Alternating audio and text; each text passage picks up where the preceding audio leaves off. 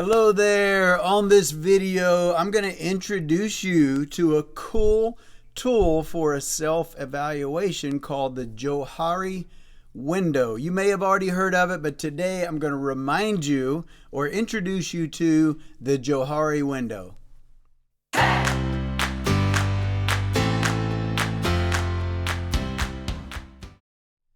All right, let's dive in. The Johari Window, what is it? This is a cool tool that was created by two gentlemen back in the 1950s for kind of a self-evaluation for people, for psychological purposes, just to find out who they are in themselves with their own inner voice, and then who they are with other people. So here's how it works, and I'll put a little graphic up here to let you know. It's just like a four-paned window, so it breaks a square into four quadrants.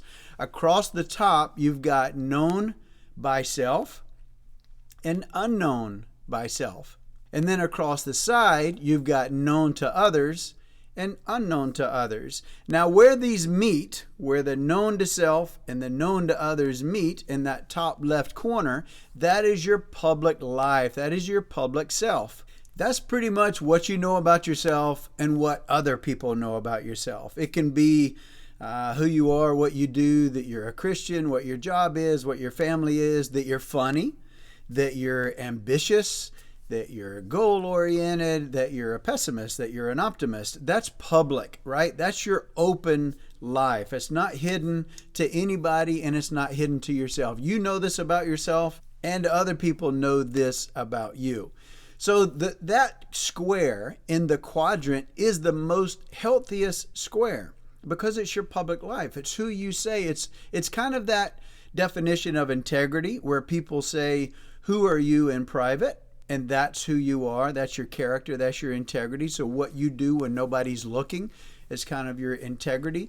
Well, if that's public and everybody knows that and you know it and everybody else knows it, then that's very healthy to have that open public life and not have anything hidden. Now, down the side, known to you but not known by others, that's your private life. Now, you might have private sins that you battle with that you've never told any about. You might have secret passions that you've never told anybody about, another side job that you're embarrassed of or hadn't told anybody about, maybe physical ailments or physical stuff going on that you've never told anybody, and that's very private and it's not known to others. So that's your private life. To a certain degree, that window is always going to be a certain size because we kind of always have things that we've never told anybody else. The trick is keeping that window very small, not having a lot of hidden secrets, not having a lot of privacy in your life, having people in your life whom you trust enough to be able to share it with so that it makes that top square even bigger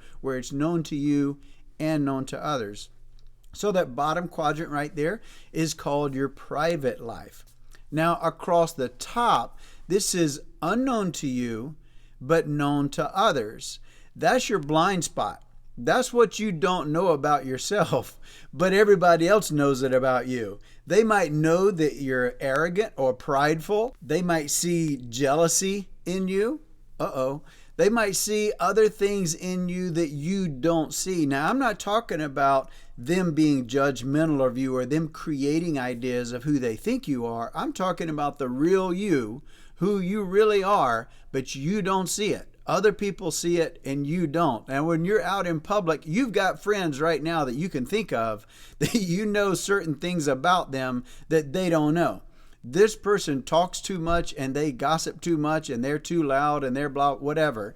You know that about them and they probably don't even see it. They're completely blind. It's a blind spot in their eye. Now, as a friend, as a Christian, we're supposed to be coming to our friend's side, and iron sharpens iron. So you lovingly let them know about these things, and in a safe, non-public, one-on-one conversation, you might love them through certain situations and help them see themselves, help them get rid of that blind spot. That needs to always be embraced and blanketed in love and a non-judgmental spirit if you ever do tread into those waters. Now, what's the last quadrant? That's not known by you and not known by others. because you're not really public with it. You don't display this, but it's an inner battle that you have that you don't even know about yet, that you've struggled with all your life and you can't put your finger on it. You can't figure out what this is that you haven't quite conquered yet, and it's not public enough or not in your daily walk where people see it and are exposed to it so that it falls into that other quadrant. This is completely your unknown to all box. That is a very unhealthy and a little bit scary box, but it does exist. There are things we don't know about ourselves, and there's things that people don't know about us. And you have to go through the process of learning yourself, figuring out yourself, doing self-evaluations of yourself to find out, is that something that you need to work on, and learn that about yourself and then expose that. So going through the quadrants, figure out which square for you is the biggest. Do you have a bigger private life? Do you have bigger blind spots?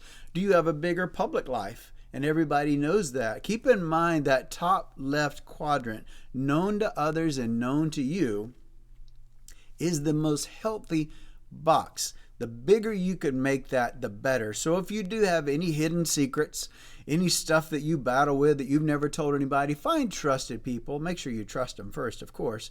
Find somebody you love and trust and share these things. Let them know that you struggle with this. Get help, because people can help you through certain things that you battle with.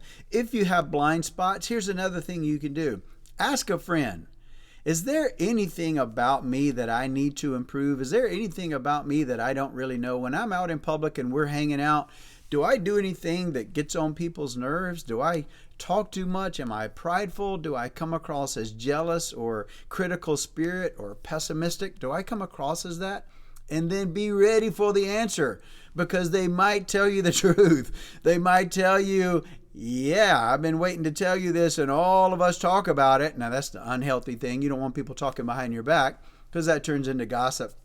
But they may say, yeah, you know, we kind of know this about you, and I'm glad you asked the question, so let's get through that. So you've got to be a big girl or a big boy enough to be able to stomach that and take that criticism, that loving criticism, hopefully, and figure out how you're going to grow from that. So now you know about the Johari window, if you didn't already know about it. And if you did already know about it, it's a great reminder, a great tool to always have and think about. Maybe jot it down, put a picture of it in your phone or put a picture of it in your journal, and just always refer back to that, to always be growing that top left window, your public life, where you're what you know about yourself and what other people know about yourself. Try to always keep that box pretty big.